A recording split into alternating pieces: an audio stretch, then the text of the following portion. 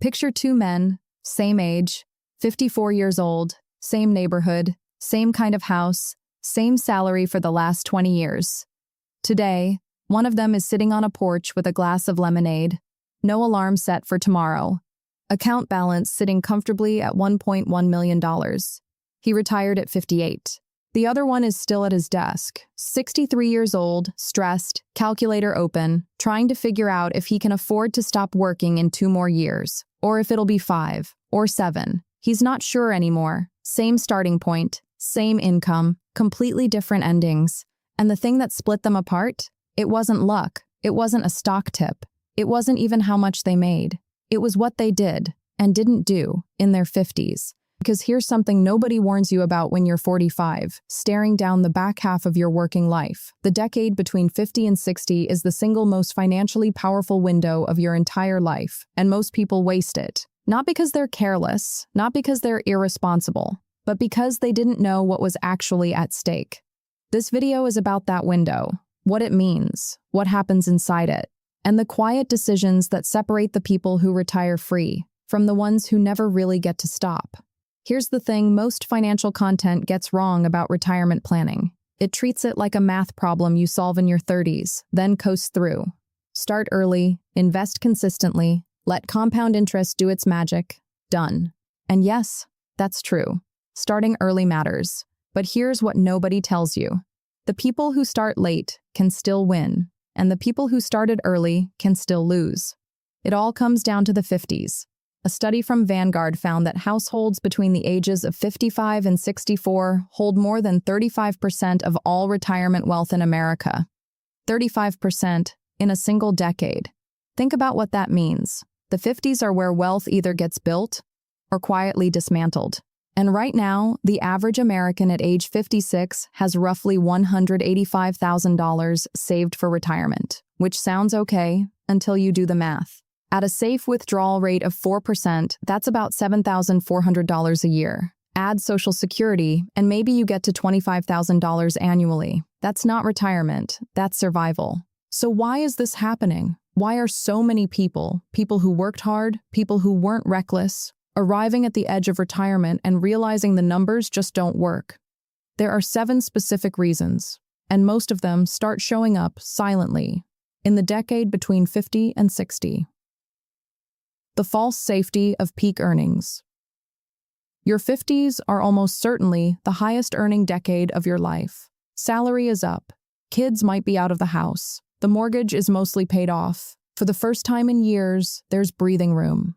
And that feeling of breathing room, it's dangerous. Because the human brain doesn't process financial timelines well. It's wired to relax when immediate pressure drops. When the credit card is paid off, the brain doesn't say, now accelerate the investing. It says, now treat yourself. You've earned it.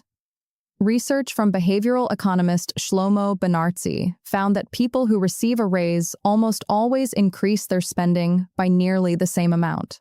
The money rises. The lifestyle rises with it. The savings gap barely changes. So the 50s become a decade of finally, the kitchen renovation. Finally, the second car. Finally, the vacations you put off in your 30s. Finally, the lifestyle upgrade. And none of those things are wrong on their own, but they're catastrophic if they happen at exactly the moment when they should be doing the opposite. The compounding clock is ticking differently. Now here's the math nobody visualizes clearly.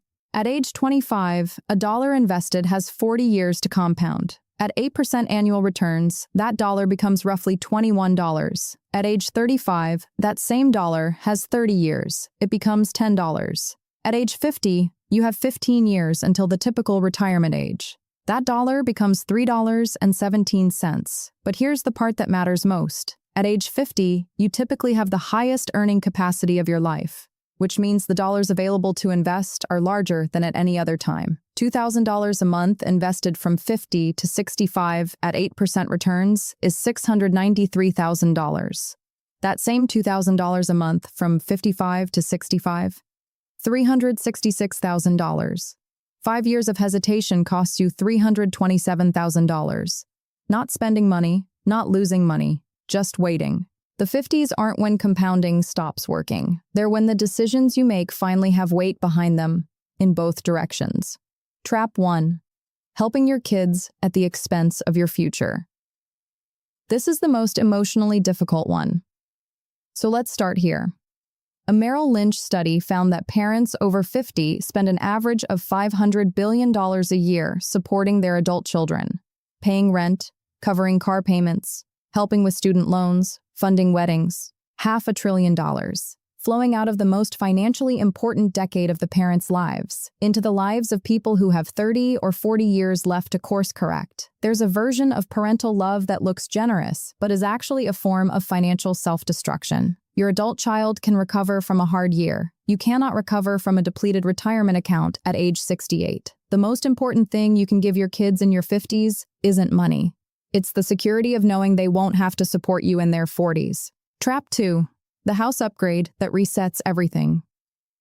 The kids are gone, the house feels big, and the neighborhood next to yours has those newer builds with the open floor plans and the nicer finishes. So you upgrade. It feels logical. You can afford it now. The new mortgage is manageable. But here's what actually happened. You took a house that was 70% paid off, a depreciating liability that was slowly becoming an asset, and you traded it for a new 30-year mortgage at 55. You reset the clock. The house you would have owned outright at 65 now carries debt into your 80s, and the equity you spent on the upgrade? Gone. A $120,000 house upgrade at 55, invested instead at 8% returns, becomes $381,000 by retirement. That's what the granite countertops actually cost. Trap 3, the I'll catch up later illusion. This is the most psychologically destructive one, because it sounds completely reasonable. You're 52. The 401k contributions have been inconsistent. But you're making more now than ever. You'll just max out contributions for the next 15 years and make up the gap. Except it doesn't work that way. Compound interest isn't linear. The years you didn't invest in your 30s and 40s didn't just pause. They're gone. You can't buy back time. The IRS does allow catch-up contributions after 50. In 2025, you can contribute an extra $7,500 to your 401k and an extra $1,000 to your IRA above the standard limits. But the mistake most people make is treating catch-up contributions as the main strategy, instead of what they actually are. A supplement, a bonus, not a rescue plan. Trap 4. Underestimating how long retirement actually is.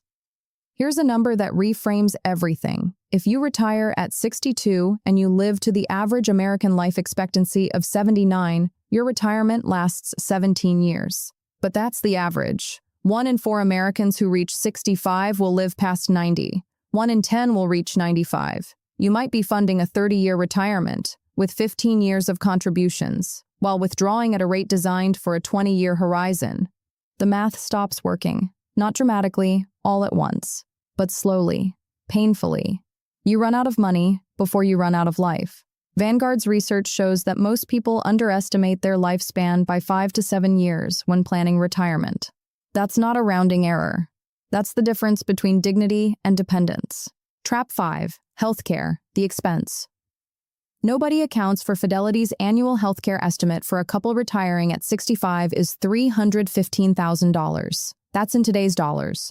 For out-of-pocket medical expenses alone, after Medicare. Most people in their 50s are not building a healthcare war chest. They're not maximizing their HSA. They're not modeling what a serious illness at 71 actually does to a fixed-income retirement. And here's the brutal part. The people who retire stressed aren't just stressed about money. They're stressed about money and their health declining simultaneously. That combination is devastating. Trap 6. Social Security timing mistakes.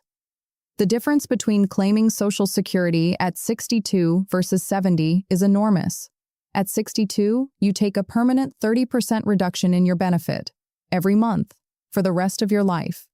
At 70, you receive 132% of your full retirement benefit. The same check every month, 32% larger.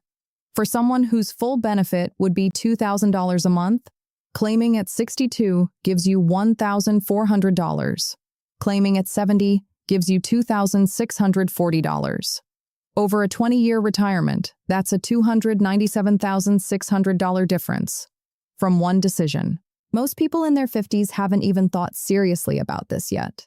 They vaguely plan to take it early and invest it, which almost never works out the way they imagine. Trap 7, the lifestyle inertia problem. This one is quieter than the others, but it might be the most powerful. You spend your 40s building a life. The vacations, the restaurants, the subscriptions, the quality of life upgrades you worked hard for. And that's fine. You earned them. But by your 50s, those habits have calcified. They don't feel like choices anymore. They feel like the floor, the baseline, the minimum acceptable standard. And the idea of reducing them, of going back to a smaller version of your lifestyle, even temporarily, feels like regression, like failure, like poverty. That psychological resistance is one of the most expensive things in the world. Because every dollar of lifestyle you protect in your 50s is a dollar that doesn't compound.